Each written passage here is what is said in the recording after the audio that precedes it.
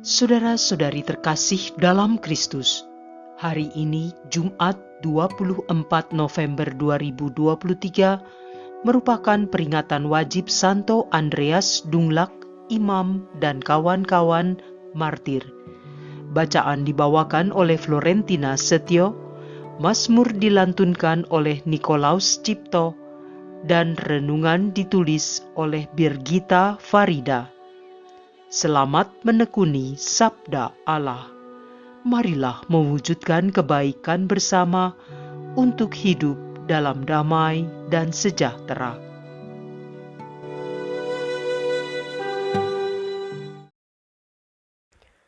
Dalam nama Bapa dan Putra dan Roh Kudus. Amin. Allah Bapa yang Maha Rahim, kami bersyukur karena Engkau senantiasa membimbing kami untuk semakin dekat denganmu dan semakin mengenalmu. Saat ini, kami datang merendahkan diri dan membuka hati di hadapan-Mu. Kami ingin mendengarkan, merenungkan firman-Mu, dan mencari kehendak-Mu yang kami tahu adalah terbaik bagi kami. Curahkanlah Roh Kudus-Mu ke dalam hati kami, dan jauhkanlah kami dari segala gangguan yang dapat mengalihkan konsentrasi kami. Bimbinglah agar kami dapat mengerti kebenaran dan pengharapan yang terkandung dalam panggilan kami. Demi Kristus Tuhan dan pengantara kami. Amin. Bacaan dari kitab pertama Makabe, bab 4, ayat 36-37, dilanjutkan ayat 52-59. Pada waktu itu, Yudas Makabe serta saudara-saudaranya berkata, "Musuh kita sudah hancur. Baiklah kita pergi mentahirkan bait Allah dan mentahbiskannya kembali."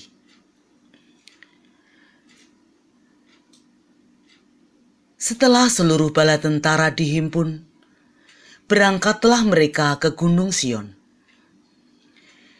Dalam tahun 148, pada tanggal 25 bulan ke-9, yaitu bulan Kislev, pagi-pagi benar seluruh rakyat bangun untuk mempersembahkan kurban sesuai dengan hukum Taurat di atas mezbah kurban bakaran baru yang telah mereka buat. Tepat pada jam dan tanggal yang sama, seperti waktu orang-orang asing mencemarkannya, mezbah itu ditahbiskan dengan kidung yang diiringi dengan gambus, kecapi, dan canang. Maka meniaraplah segenap rakyat dan sujud menyembah, serta melambungkan pujian ke surga, kepada Dia yang memberi mereka hasil yang baik. 8 hari lamanya, perayaan pentahbisan mezbah itu dilangsungkan. Dengan sukacita, dipersembahkanlah kurban bakaran, kurban keselamatan, dan kurban pujian. Bagian depan bait Allah dihiasi dengan karangan-karangan keemasan dan utar-utar. Pintu-pintu gerbang dan semua balai diperbaharui, dan pintu-pintu dipasang padanya. Segenap rakyat diliputi sukacita yang sangat besar, sebab penghinaan yang didatangkan orang-orang asing itu sudah terhapus. Yudas serta saudara-saudaranya dan segenap umat Israel menetapkan sebagai berikut. Perayaan pentahbisan mezbah itu tiap-tiap tahun harus dilangsungkan dengan sukacita dan kegembiraan 8 hari lamanya, tepat pada waktunya, mulai tanggal 25 bulan Kislev. Demikianlah sabda Tuhan.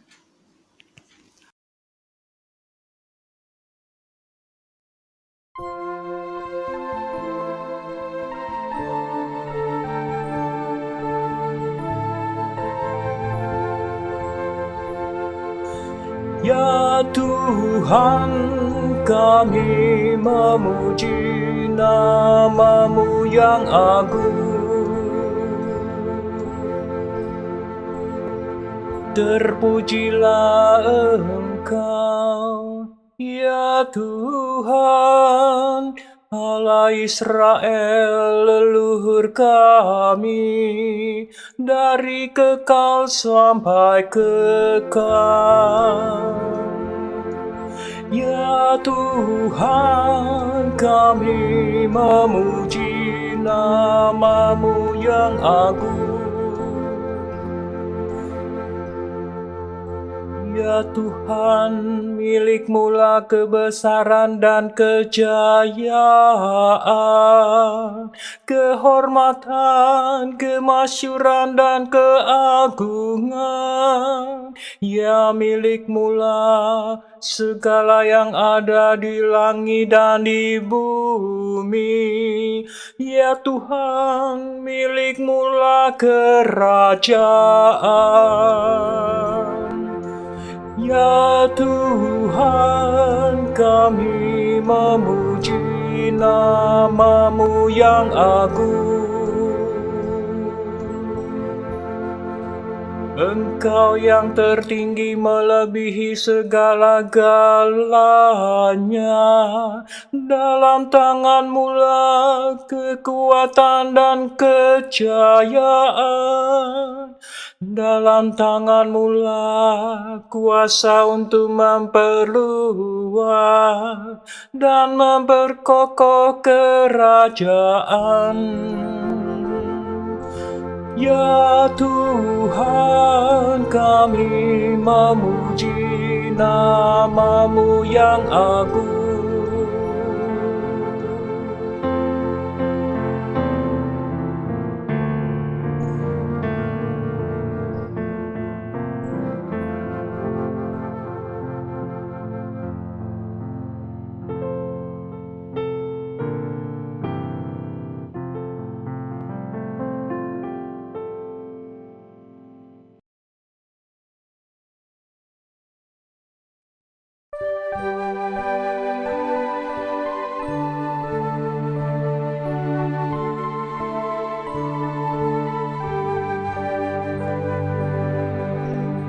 Haleluya, haleluya, haleluya, haleluya. Domba-dombaku mendengarkan suaraku, sabda Tuhan. Aku mengenal mereka dan mereka mengikuti aku. Haleluya, haleluya, haleluya, haleluya,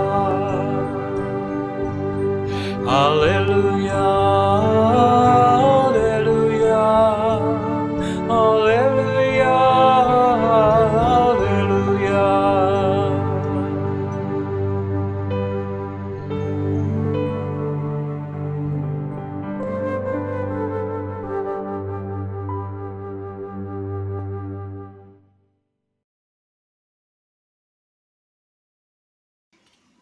Inilah Injil suci menurut Lukas, bab 19, ayat 45 sampai 48. Pada waktu itu, Yesus tiba di Yerusalem dan masuk ke Bait Allah. Maka mulailah ia mengusir semua pedagang di situ. Ia berkata, "Ada tertulis, rumahku adalah rumah doa. Tetapi kalian telah menjadikannya sarang penyamun." Tiap-tiap hari, Yesus mengajar di Bait Allah. Para imam kepala dan ahli Taurat, serta orang-orang terkemuka bangsa Israel, berusaha membinasakan Yesus. Tetapi mereka tidak tahu bagaimana harus melakukannya, sebab seluruh rakyat terpikat kepadanya dan ingin mendengarkan Dia. Demikianlah sabda Tuhan.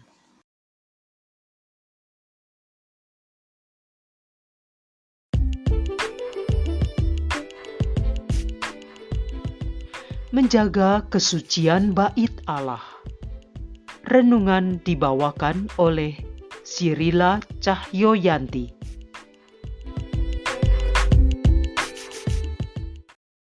Bapak, Ibu, kaum muda dan anak-anak yang terkasih, Shalom, damai sejahtera Tuhan kita Yesus Kristus beserta kita sekalian.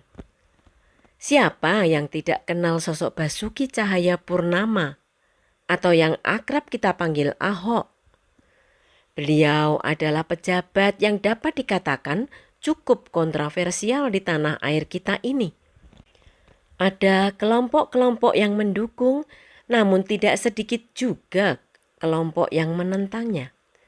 Sejak menjabat sebagai wakil gubernur DKI, namanya seringkali muncul di headline berbagai media. Hal ini dikarenakan tindakan beliau yang seringkali marah-marah pada saat menjalankan tugasnya. Namun, walaupun kemarahannya mengundang pro dan kontra, tidak dapat dipungkiri begitu banyak dukungan mengalir kepadanya dari masyarakat Indonesia dan bahkan dari dunia internasional. Mengapa demikian? Karena begitu banyak orang yang juga merasa lelah dan marah menghadapi situasi di mana telah begitu lama uang negara dikorupsi dan dihambur-hamburkan oleh oknum-oknum yang tidak bertanggung jawab. Telah begitu banyak hasil karya dan perjuangan beliau bagi bangsa dan negara kita. Hal inilah yang membuat orang pada akhirnya memaklumi bahwa kemarahan yang ditunjukkannya adalah bentuk dari cintanya yang begitu besar kepada tanah air Indonesia. Bacaan Injil hari ini juga bercerita mengenai Yesus yang marah di dalam bait suci. Mungkin banyak dari kita yang bertanya, bagaimana mungkin Allah yang Maha Pengasih bisa marah? Selain itu, Yesus juga memporak-porandakan tempat berjualan di bait suci dan mengusir semua pedagang di tempat itu. Sebelum menjawab pertanyaan-pertanyaan tersebut, kita perlu lebih dahulu memahami aktivitas apa yang dilakukan oleh para pedagang di bait Allah dan apa yang menyulut kemarahan Yesus. Di dalam Injil Yohanes dijelaskan bahwa pedagang di bait Allah adalah para pedagang hewan-hewan kurban seperti lembu, domba, dan merpati. Selain pedagang, di sana juga terdapat para penukar uang. Para pelaku ibadat dari seluruh penjuru yang ingin mempersembahkan hewan kurban atau memberikan sumbangan perlu menukarkan uang asing yang mereka miliki dengan mata uang yang dipakai di bait suci. Sebenarnya maksud dan tujuan dari perdagangan hewan kurban dan bisnis pertukaran uang adalah baik, yaitu untuk memudahkan para pendatang yang ingin beribadat di bait suci. Namun dalam proses penukaran uang telah terjadi kecurangan. Para penukar uang mengenakan biaya administrasi atau mengambil untung atas setiap uang yang ditukarkan. Belum lagi pengambilan untung dari penjualan hewan-hewan kurban yang melibatkan para pengelola bait suci. Melihat keadaan ini, Yesus tidak hanya berdiam diri saja, seolah-olah apa yang terjadi adalah hal yang wajar. Ia menunjukkan kemarahannya di depan banyak orang. Bait Allah seharusnya menjadi tempat penyembahan kepada Allah, namun telah dicemari oleh orang-orang yang melakukan kecurangan. Para pedagang memanfaatkan ibadat untuk keuntungan pribadi atau kelompok, dan bahkan bekerja sama dengan pengurus bait Allah untuk memeras umat yang akan beribadah. Itu artinya, walau sehari-hari mereka hidup di bait Allah, hati mereka sesungguhnya telah jauh dari Allah. Tindakan yang dilakukan Yesus di Bait Allah sedikitnya mempunyai dua alasan utama. Alasan pertama adalah bahwa Yesus mengasihi sesamanya. Ia ingin membela keadilan dan kebenaran dari orang-orang yang dirampas haknya. Alasan kedua adalah karena begitu besarnya cinta Yesus kepada Bapanya. Injil Yohanes mengutip dari pemazmur, "Cinta untuk rumahmu akan menghanguskan aku." Dari Yohanes bab 2 ayat 17. Yesus sangat mengasihi Bapanya, sehingga ia sangat marah kepada mereka yang mencemarkan rumah Bapanya dengan perbuatan-perbuatan dosa mereka. Tindakan Yesus mengusir para pedagang bertujuan untuk menyucikan Bait Allah yang kudus dan bukan untuk menunjukkan keangkuhan atau tindakan yang sewenang-wenang dari Tuhan kita. Penyucian Bait Allah juga terjadi pada zaman Yudas Makabe berkarya. Yudas Makabe adalah anak dari seorang imam Yahudi. Ia dipuji sebagai salah seorang pejuang terbesar dalam sejarah Yahudi bersama-sama dengan Yosua, Gideon, dan Daud. Di dalam kitab 1 Makabe bab 4, kita dapat menemukan perikop yang berjudul Bait Suci ditahirkan dan ditahbiskan. Pada saat itu, kerajaan Seleukus yang dipimpin oleh Raja Antiochus Epiphanes menduduki dan menindas Yerusalem.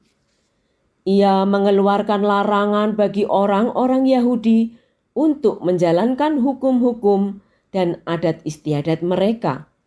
Orang-orang Yahudi diminta ikut berpartisipasi menyembah dewa-dewa. Orang-orang yang melanggar akan dijatuhi hukuman mati. Puncak dari tindakan Antiochus ini adalah saat ia menempatkan altar dewa Zeus Olympus di atas altar Bait Allah dan meletakkan daging babi untuk dipersembahkan sebagai sesajen. Hal ini menyulut kemarahan bangsa Israel dan pecahlah pemberontakan yang dipimpin oleh Yudas Makabe.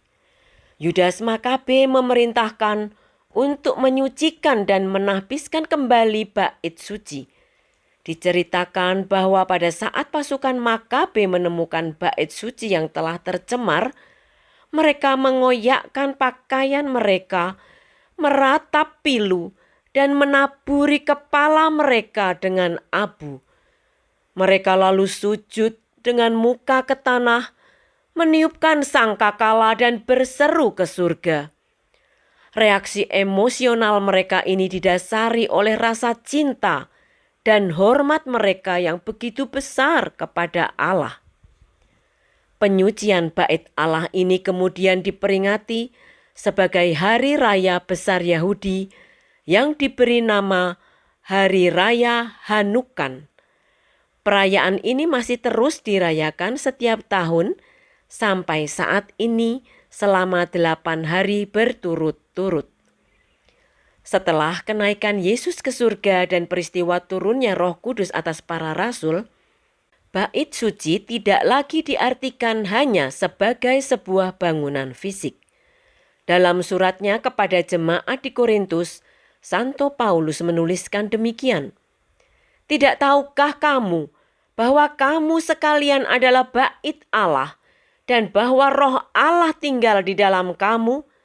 Sebab Bait Allah itu kudus dan Bait Allah itu ialah kamu sekalian."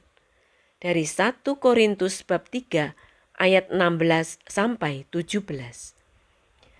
Karena Bait Allah sudah ada di dalam diri mereka yang percaya kepada Yesus, penyembahan kepada Allah dapat dilakukan dimanapun juga, tidak wajib untuk dilakukan di tempat tertentu. Penyembahan kepada Allah dilakukan di dalam roh dan kebenaran.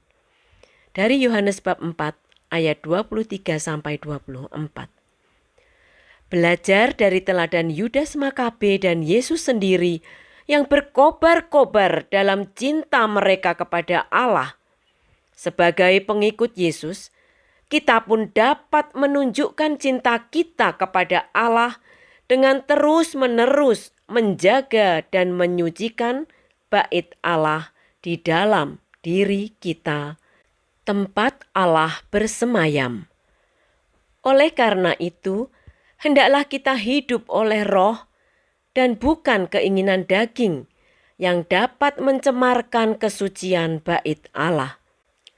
Dalam suratnya kepada jemaat di Galatia, Paulus menjabarkan perbuatan-perbuatan daging, yaitu percabulan, kecemaran, hawa nafsu, penyembahan berhala, sihir, perseteruan, perselisihan, iri hati, amarah, kepentingan diri sendiri, percideraan, roh pemecah, kedengkian, kemabukan, pesta pora dan sebagainya.